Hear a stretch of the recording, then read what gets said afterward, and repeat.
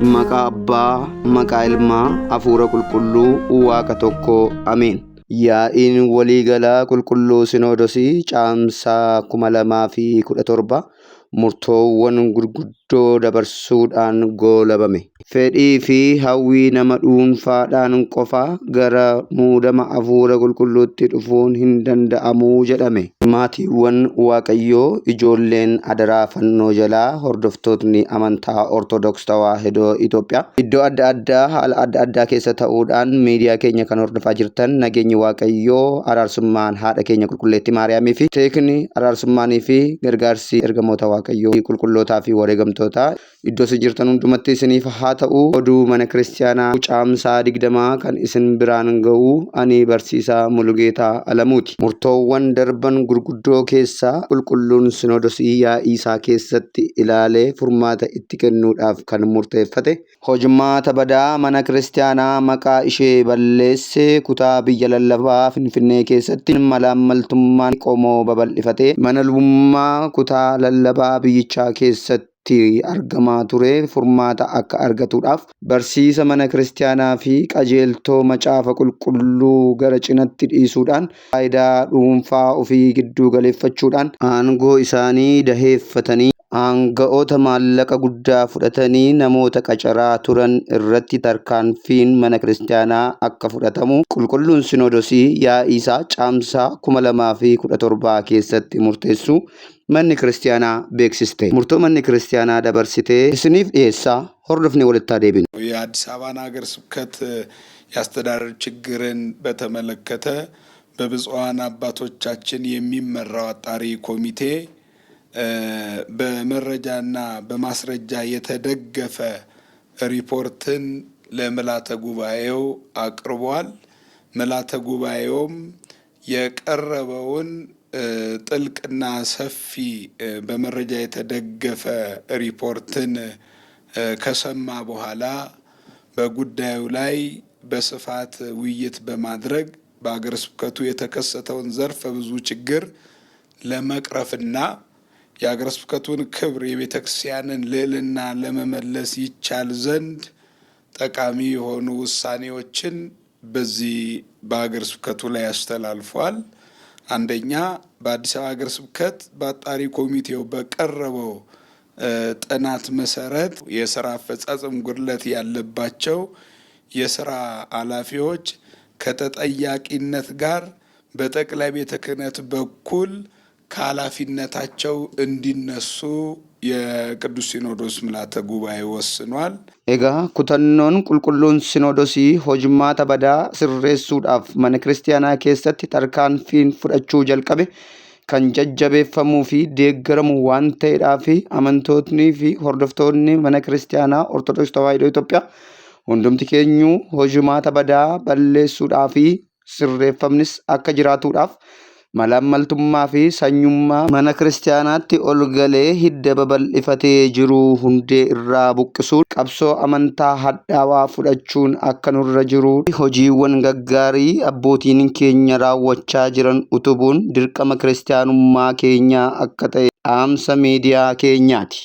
Haaluma wal fakkaatuun abbootiinii fi tajaajiltootni adaraa manni kiristaanaa isaanitti kennite karaa sirrii bahachuudhaan uummata isaanii fi mana kiristaanaa isaanii kallattiidhaan kabajanii mana kiristaanaa isaaniidhaaf kabaja kan argamsiisaniidhaaf manni kiristaanaa beekamtii akka kennituuf murtoon Sinoodosii caamsaa bara 2017 mirkaneesse keessaa dhimma ijoo akka ta'e beekameera.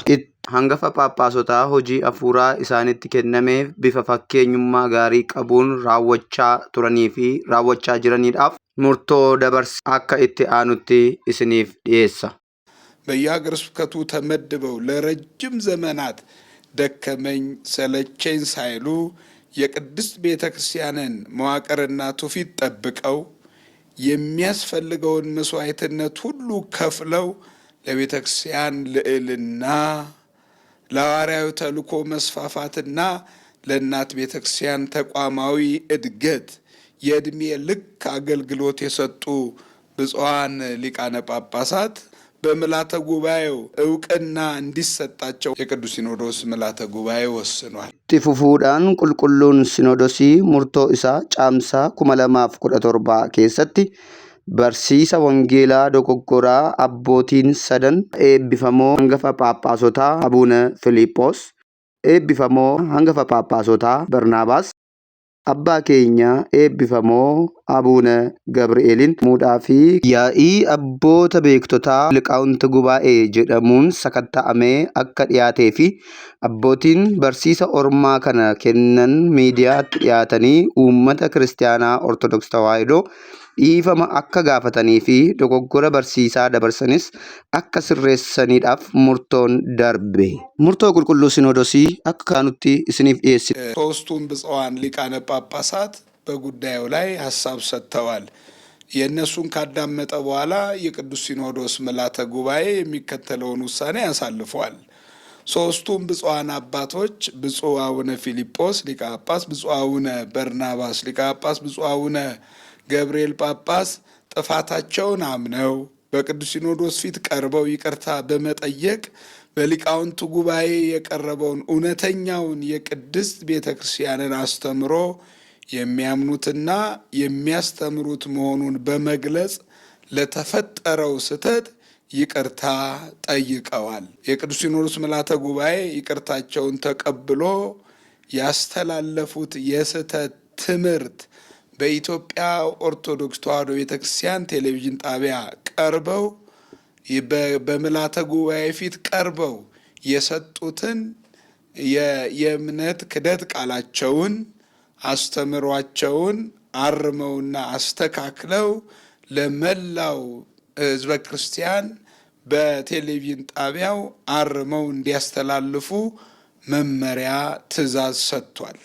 Hafuurri qulqulluu aangoodhaaf yoo nama file malee hawwii fi fedhii nama dhuunfaadhaan kan ta'u miti jedhani. Kana kan jedhani barsiisaa wangeelaa mana amantaa Ortodoks Tawaahidoo Itoophiyaatti barsiisaa Abbaa Kifla Sillaasee Dooktar yommuu ta'ani lallaba waltajjii uummata bal'aa irratti argameedhaaf yeroo sagalee waaqayyoo dabarsan fedhii nama dhuunfaadhaan kan ta'u osoo hin ta'in filamuun hafuura qulqulluutiini jedhani.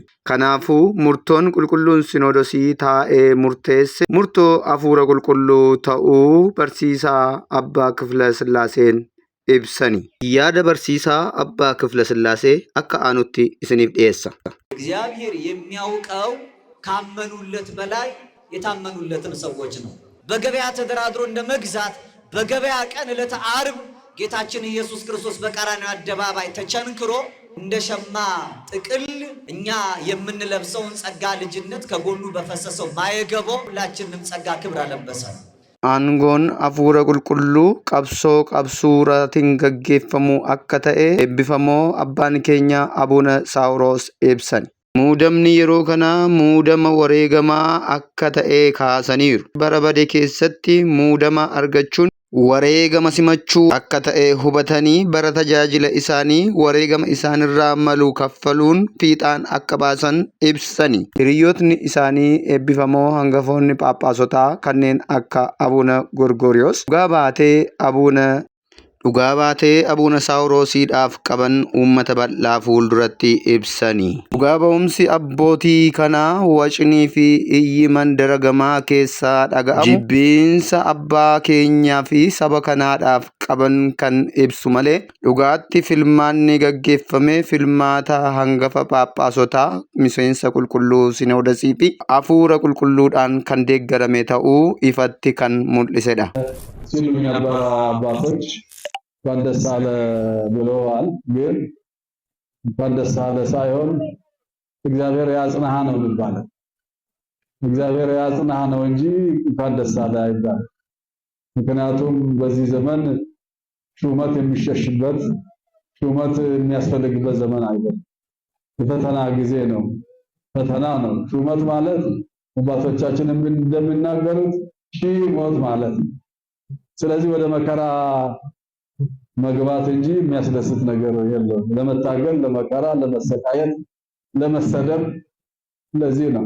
አሁን ትንሹም ትልቁም የሚያውቀውም የማያውቀውም የሚያውቀንም የማያውቀንም ያው ስድብ ነው። አባቱን የማያከብር ትውልድ ነው ያለን። ሳደብ ብዙ ነገር የሚናገር ዘመን በዚህ ዘመን ሹመት የሚመኝ ሹመት የሚያስፈልግ ነገር አይደለም።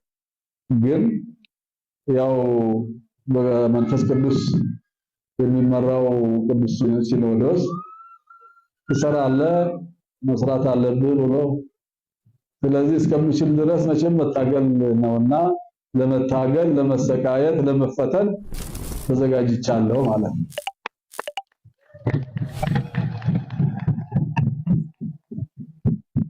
ስለዚህ እግዚአብሔር ያጽና፣ እግዚአብሔር እርዳ፣ ጽናቱ ብርታቱን ይስጥህ ነው የሚባለው እንጂ እንደሳለ አይባልም ለማለት ፈልጌ ዱጉያ ሀራ ዱብሴ ከን እስንም ብራን ገኤ አኒ በርሲሳ ሙሉጌታ አለሙቲ ሆጂን ኮ ነሞታ ሄዱ ብራ akka ga'uudhaaf ሼር ላይክ ሰብስክራይብ akkana tumsitan maqaa waaqayyoodhaan isin gaafadha. Waaqayyo biyya keenya amantaa keenyaa fi saba keenya hunda nuufaa tiksu hanga viidiyoo biraatiin walitti deebinutti guyyaa gaarii isiniif haa ta'u. Kakaasee kan na jalqabsiise kan na raawwachiise waaqayyoof galanni haa ta'u. Bara baraan ameen.